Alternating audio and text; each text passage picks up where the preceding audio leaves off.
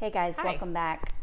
I was just sharing a story with you about the struggle that I have with accepting my body. I'm right there with you, girl. And I think it's a lot of women's struggle, but yeah. it's just, anyways. For me personally, like, I have lost 50 pounds like 4 times in my life, 4 different times. So that means I've gained 50 pounds 4 different times, yeah. Well, 5 now because I haven't lost the 5. But so I'm in this space, this pattern. Yeah. Right? Oh, yeah. And every time I've gained the 50 pounds, I'm never in a place of acceptance. It's always like, how could you be here? You know how to lose the weight. Why did you let yourself get there again? You should be back to where you were. Right. Why are you not there? Right, Yeah. exactly. Oh, God. I Annoying. think it's okay. Sorry. Yeah. So I'm here. And I can't find my way to the losing the weight. Yeah. But this time, I have this awareness that I'm on a journey of acceptance. I love it. Yeah. So we were talking about how when I was healing, and we've both been through the same healing journey, and we talked about maybe doing a whole video just on our healing journeys because they were so similar. It's crazy. And we emphasize different things, but we kind of were on the same path towards healing, I think. Yeah. But anyway, so I was hardcore raw vegan. She was hardcore even more than me, and I was like, whoa. Hardcore. But like extreme, to the point where you can't sustain it.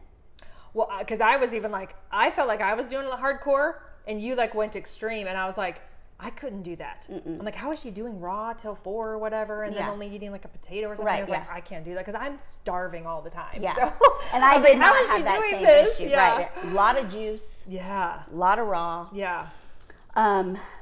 And I couldn't do little the volume of it too, like, because when you do the raw and the juicy and all that, it's like you have to do a lot of it. Yeah. And that's like a huge trigger for me. It's like, I don't like to do volume. Right. Volume is too much for me. Right. I have to do like this looks that scary. looks so scary. Right, Yeah, I couldn't to do you. that. Yeah.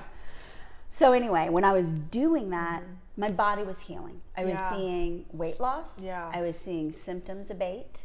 I was feeling good. I was feeling light. But at the same time, I was so restricted. It wasn't me. Yeah. I felt like I was holding on so tight. Oh, yeah. Well, and you, at the time, you were working and in a very stressful job, a stressful situation. And I think maybe, I don't know if this is right, but you were trying to control that through your eating because it was so difficult and so stressful that you could control it with the food, like being so rigid and very structured and all that, that it kind of helped you get through that. Yeah, I think it did. Yeah, I mean, I think there was a lot of value in that. But were you authentically you? Right, exactly. And then that's what I was going to say is when I had this aha moment where I was like, I'm not happy. Sure, I am feeling healing, but spiritually, I was not happy. And emotionally, I was not happy. And I had this knowingness that, like, it's just a piece of the puzzle. And if you're forcing that piece, it's not natural. No. And it's not sustainable. And she actually got this way faster than I did because I thought it was only the food. Yeah. And I think we've talked about this before, but like, I really was like, it's only the food, it's only the food, it's only the food. And then it was like, why isn't the food working anymore? Yeah. What is going on? And then it was just like, God's like, nope, sorry. Yeah, there's something else. There's something else. It's not just the food. Yes, the food is helpful, but not when you're so tight around and stuck to it and so rigid. And tense and stressed and like controlling. Yeah. You're not getting the bigger picture. Right. So I let it go. And literally when I let go, I blew up because I was just like, okay, I'm not going to do that. Yeah. And I have issues, like, you know, I think liver issues that kind of just attach and have a hard time. But I gained weight again when I let that go. And it was a process of accepting, like. Yeah. Is it worse to have this weight, or is it worse to be so rigid about I have to do raw, and I look great? fearful too. Fear. Exactly. Right? Oh, yeah. Because if you have any little thing outside of that window of your raw, or any little food outside of the constructs of whatever you're supposed to be eating, you're constantly in your head thinking about it and worrying about it and stressing about it and buying it. And when you're micromanaging your life, you're writing everything down, you're paying, you're observing to the point of not being free. Do you know what I mean? Like there's no flow. No. And so when I let that go, I gained weight. But the next time I saw people who loved me, they were like, man, you look so light. Yeah. Like I just noticed a shift in you. And I felt a shift. It was like breathing. You know, like, oh my God, I feel so free. I feel so free. And yet I still have this baggage, right? Yeah. Yeah. So this baggage for me is still an indication I'm on the journey, right? There's still some things I got to process. Yeah. You know, like totally letting go of the food is not necessarily the answer. I mean, and I've gotten back into kind of incorporating more raw, more all of that. But you also always kind of knew, like, because we would talk over that time period when, like, you stopped doing that to, like, now, and thinking, like, are you there yet? And you're like, no, I'm not there yet. Yeah. And so, like, you always kind of knew, like, it was something that you wanted to do, because you knew the benefits of the healthier eating, but you still weren't there yet. Like there was just still something to be like, you wanted to be free. You wanted to just, and I remember you saying that so many times, like, I just want to feel free. I want to have this freedom. And when you have that thought of the food, the way you were having it, you know, very structured, that's not freedom for you. And I'm still not in a place where I can choose it with a free intention. Yeah. If I choose to be like, okay, I'm ready to kind of have more juices, eat more raw, which heals me. I'm not saying that that's a, you know, a food plan that anyone needs to get on, but I feel good on it. Yes. I'm still not in a place where I'm like, I do it because I feel good. Right. I am in a like, I need to lose weight. Yes. There's that other agenda there, that other label there, the other attachment that I know I need to do this to lose weight. But at the same time, like, what is the real journey? Right. The real journey is not that. I mean, if that happens, that's such a bonus. But we focus, at least I do, I focus so much on the weight, right? And that's what I was so stressed about and so tight about, is that I have to eat this way to lose the weight. Well, because I have not felt worthy. When I am overweight, it's like, I am not worthy. Right. People won't want to hang out with me. Right. People don't want to look at me. Yeah. Like who wants to hang out with her? She's got issues. It's on me, right? It's like a big sign on me saying, you got work to do. You have some issues. And then it's like you have to go in every interaction saying, hi. With that, hi, I'm this Lorianne, or whatever. And I eat my feelings. Right? Like, So there's that piece that needs to be healed. Yeah. And I am in a journey of acceptance where I am. Yeah. And I feel like that's the journey. Yes. Oh, me too. Because I mean, as you're saying that, I'm thinking I'm still, you know, real focused on, because I've gained some weight over the last like couple of years. And since I had started like doing this whole plant-based diet and everything, I had lost a lot of weight. And I felt like that was kind of like my identity now. I was just like, oh, then I started to gain weight. And it was just like, oh, but I'm still eating this way. Why am I gaining this weight? So I'm still struggling with that too, this journey of acceptance and allowing, like, it's not about the food. Just allowing your body to just kind of like, and your body's showing you this for a reason. Right. Like, you have to be in this spot, however uncomfortable it is.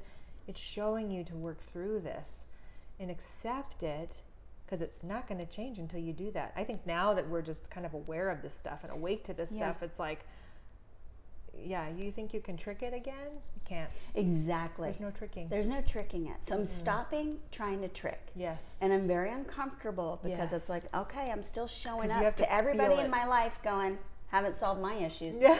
You know what I mean? Like, that's what it is. That's what I feel I'm doing. But I have understood there's no tricking it. I've got to be in a place of self-love to choose loving things for myself, to choose loving things for my body. Yes. The other piece is I feel good right now. I feel energized. I feel glowy. You look glowy, that's for sure. I feel good. So then it's like, why am I like, that's not good enough? Exactly.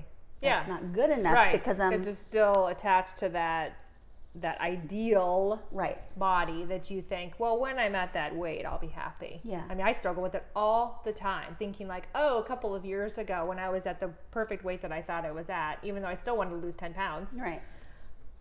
Well, then what? Right. Why is that I'm going to be happy then? Yeah. Why do I think I'm going to be happy then? Why can't I just be happy now? Right. But I can't be happy because it's not the body that I want it to look like. So, yeah. Shoot. Should we continue or should we stop? Let's stop and then we'll continue. Stop. We'll be right back. Okay.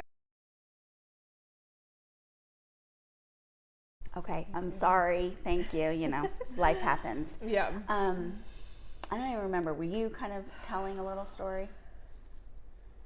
Yeah. Well, just talking about that we are only happy, or we think we're only happy when we're at this ideal weight. You know, that's kind of been always my thing. It's like, oh, well, if I'm at this weight, I'll be happy. Yeah. And thinking back to a couple years ago when I was at a really good weight, was I all that happy? Right. No.